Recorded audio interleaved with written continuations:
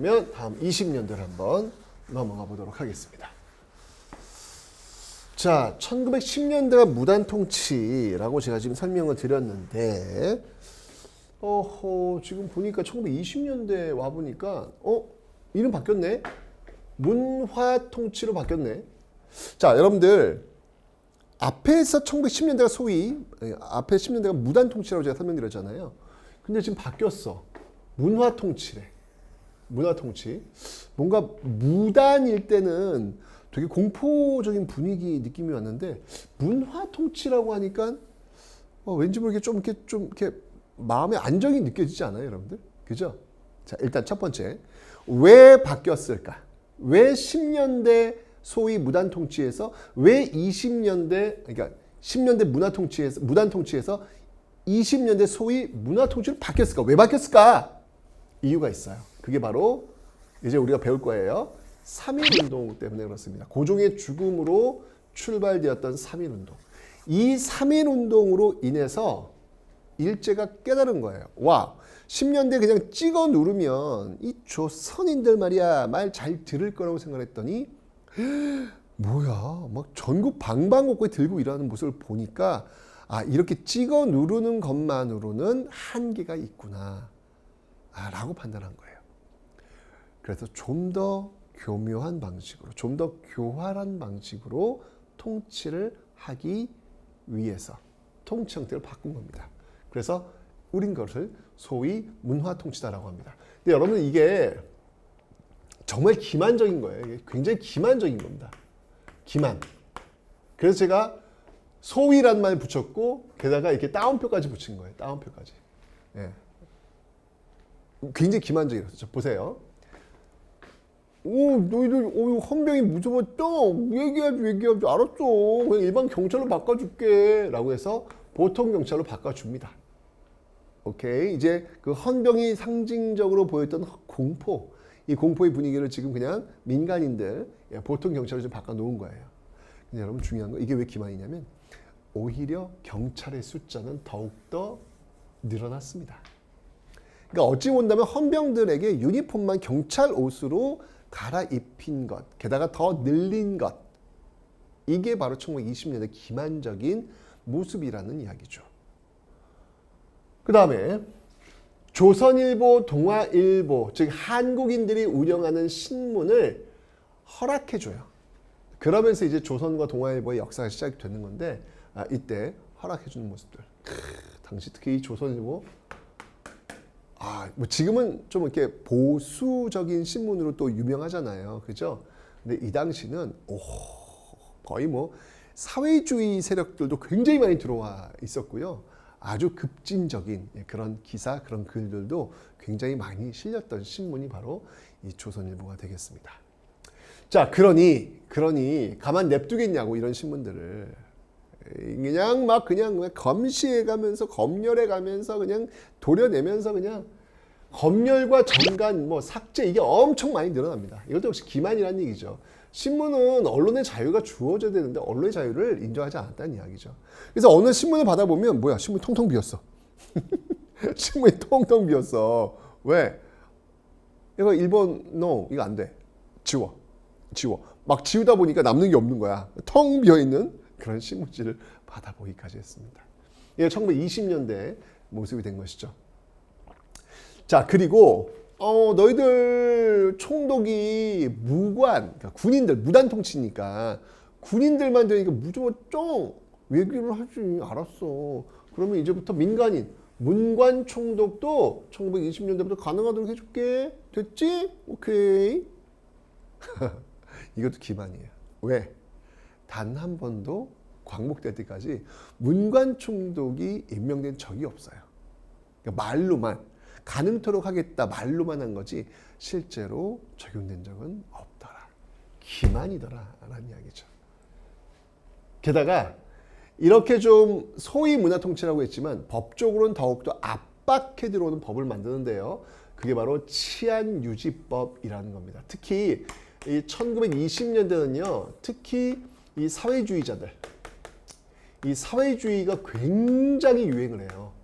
예, 사회주의, 그러니까 자본가 타도, 제국주의 타도, 외쳤던 이 사회주의 세력들이 굉장히 활발히 활동을 하기 때문에 뭔가 이게 어쩌면 사회주의는 사유재산을 부정하지 않습니까? 그죠? 그런 것들을 부정하는 사람들을 잡아들이는 이런 치안유지법을 만들어가지고 오히려 법적으로 더욱더 조여드는 그런 모습을 보였다. 철저하게 1920년대는 기만적인 모습들을 보였다라고 하는 것을 여러분들이 놓치지 않으시면 되겠습니다. 됐죠?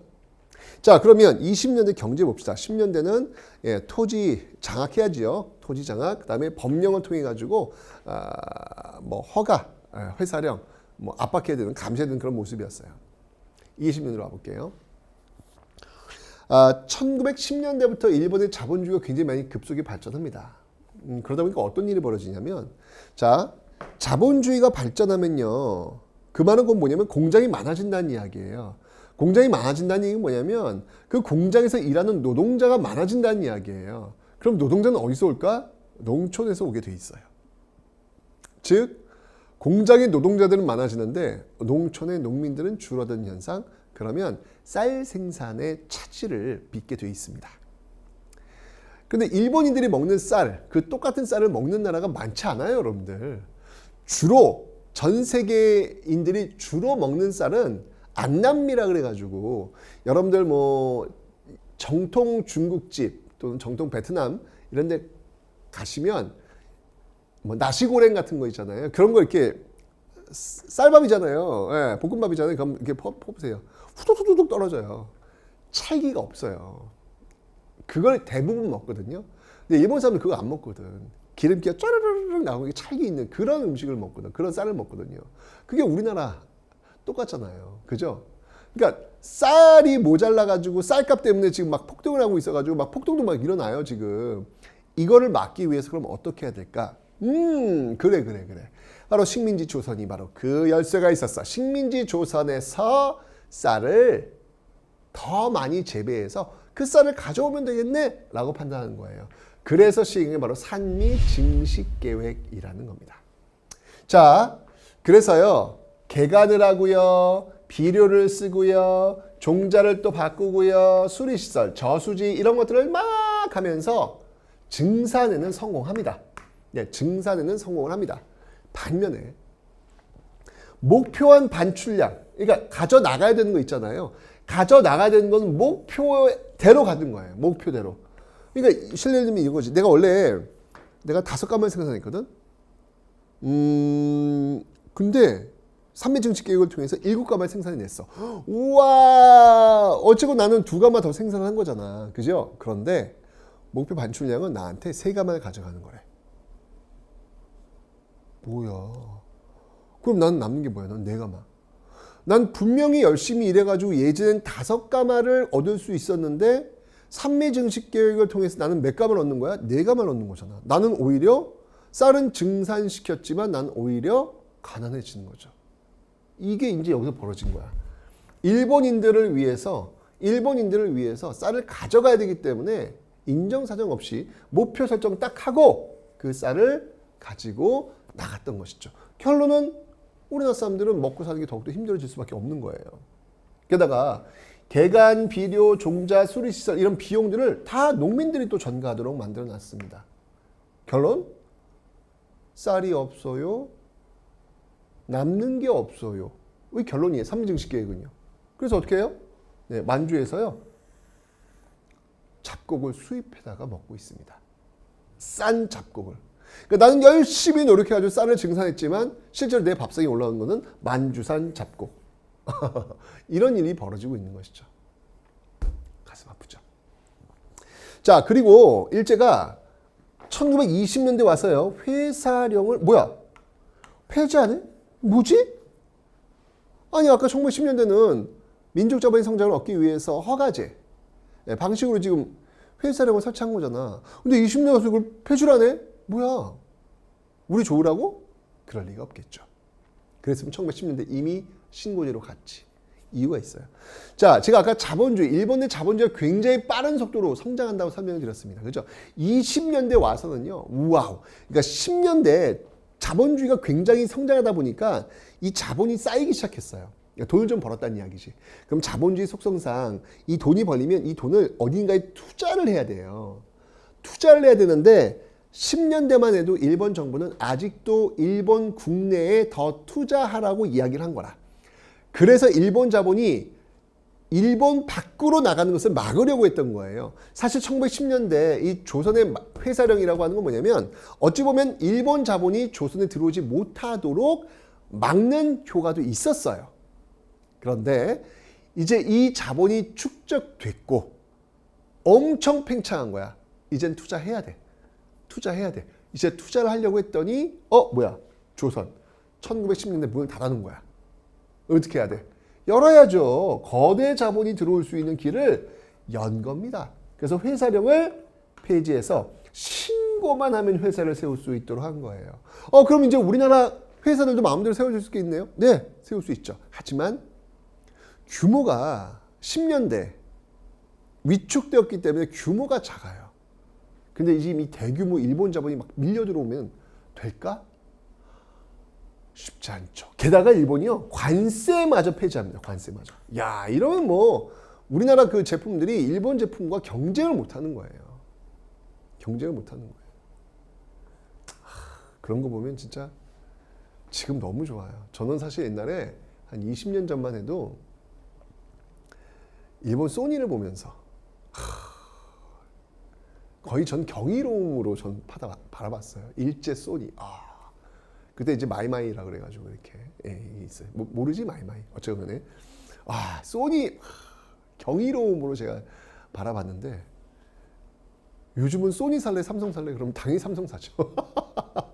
난 정말 이런 시대가 올 거라고는 상상을 못했어요. 그때만 해도 압도적이었거든요. 일제가 정말 일제는 정말 신뢰의 제품. 역시 일제야. 이런 마음이었는데 지금은 일제권 저희 집에 일제기 없어요. 네. 왜? 삼성 LG가 너무 좋으니까. 그거면 충분하니까. AS 끝내주니까. 네. 정말 이런 대단한 거예요. 우리나라가. 정말 대단한 겁니다. 네. 어쨌건 이 당시에는 뭐 일본 상품하고는 뭐 비교할 수 없을 정도로 정말 열악했겠죠.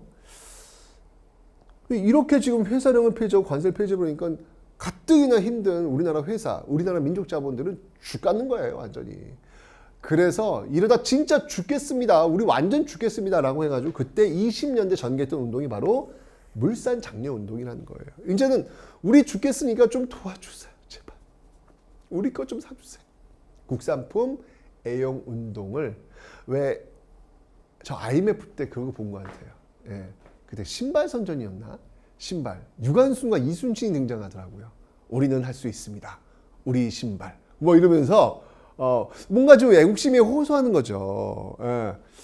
이 당시도 역시 그렇게 애국심에 호소하는 거예요.